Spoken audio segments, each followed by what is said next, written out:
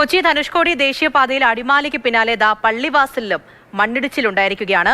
ഇന്നലെ രാത്രിയാണ് മൂലക്കടയിലെ ദേശീയപാതയുടെ ഒരു ഭാഗം ഇടിഞ്ഞ് താഴ്ഭാഗത്തേക്ക് പതിച്ചത്.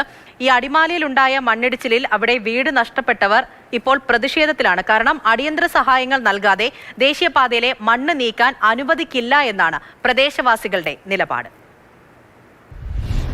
അടിമാലിയിൽ കഴിഞ്ഞ ദിവസം ഉണ്ടായ മണ്ണിടിച്ചിൽ വലിയ അളവിൽ മണ്ണ് ദേശീയപാതയിലേക്ക് വീണ് കിടക്കുന്നുണ്ട്. അത് നീക്കം ചെയ്യുന്നതിന് വേണ്ടിയിട്ടാണ് കരാർ കമ്പനിയായ EKKയുടെ ജീവനക്കാർ ഇന്ന് രാവിലെ അവിടെ എത്തിയത്. എന്നാൽ ആ പ്രദേശത്ത് ദുരിതം അനുഭവിക്കുന്ന ആളുകൾ ജീവനക്കാരെ തടയുകയായിരുന്നു. തങ്ങളുടെ പുനരധിവാസത്തിലും അതോടൊപ്പം തന്നെ നഷ്ടപരിഹാരത്തിന്റെയും കാര്യത്തിൽ ഒരു തീരുമാനമുണ്ടായിട്ട് മാത്രം ദേശീയപാതയിലെ മണ്ണ് നീക്കം ചെയ്താൽ മതി എന്ന നിലപാടാണ് പ്രദേശവാസികൾ സ്വീകരിച്ചത്. ഈ താഴെ താമസിക്കുന്ന ആളുകളുടെ സുരക്ഷിതത്വം ഉറപ്പുവരുത്താതെ അല്ലെങ്കിൽ ഇവിടുത്തെ അതിന് വേണ്ട സംവിധാനം ചെയ്യാതെ ഇവിടുത്തെ മണ്ണ് മാറ്റാനോ മറ്റു കാര്യങ്ങൾക്കോ ഒന്നും ഞങ്ങൾ അനുവദിക്കില്ല.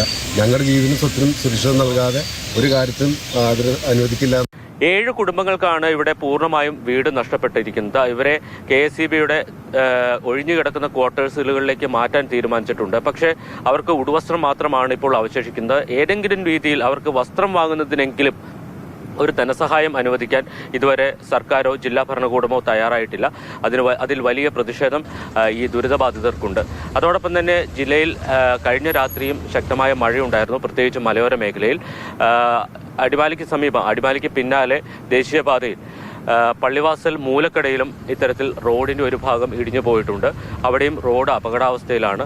കരാർ കമ്പനിയുടെ അശാസ്ത്രീയ നിർമ്മാണം തന്നെയാണ് ഇവിടെയും പ്രശ്നങ്ങൾക്ക് കാരണം എന്നുള്ളതാണ് പ്രദേശവാസികൾ ആരോപിക്കുന്നത്. സർക്കാർ ഉദ്യോഗസ്ഥന്മാർ ഈ കോൺട്രാക്ടുകാർക്കെതിരെ കൃത്യമായുള്ള അന്വേഷണം നടത്തണം. അന്വേഷണം നടത്തിയില്ലെങ്കിൽ നിരവധിയായ അപകട ഭീഷണികളിലാണ് തൊട്ടടുത്ത പള്ളിവാസലിലും പരിസര പ്രദേശങ്ങളിലും. அது அவங்க ஒரு சும்மா ராத்திரி தோண்டிட்டு என்ன ஏதுன்னு சொல்லாம ஒரு பாதுகாப்பு இல்லாம போயிடுறாங்க.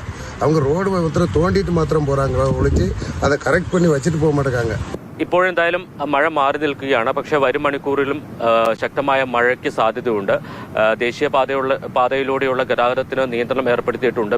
പ്രത്യേകിച്ച് കൂമ്പമ്പാറ മുതൽ പള്ളിവാസൽ വരെയുള്ള ഭാഗത്ത് പൂർണ്ണ ഗതാഗത നിരോധനമാണ്. അതോടൊപ്പം തന്നെ മറ്റു ഭാഗങ്ങളിൽ ഗ്യാപ് റോഡ് അടക്കമുള്ള മേഖലകളിൽ രാത്രി ഗതാഗതത്തിനും നിയന്ത്രണം ഏർപ്പെടുത്തിയിരുന്നു. ഇനിയിപ്പോൾ വരുന്ന മണിക്കൂറുകളിൽ മഴ ശക്തമാകുകയാണെങ്കിൽ ഈ മേഖലയിലൊക്കെ മണ്ണിടിയാൻ സാധ്യതയുണ്ട്. അതുകൊണ്ട് തന്നെ ജാഗ്രത പുലർത്തേണ്ട ഒരു സമയമാണ് എന്ന് തന്നെ പറയാം.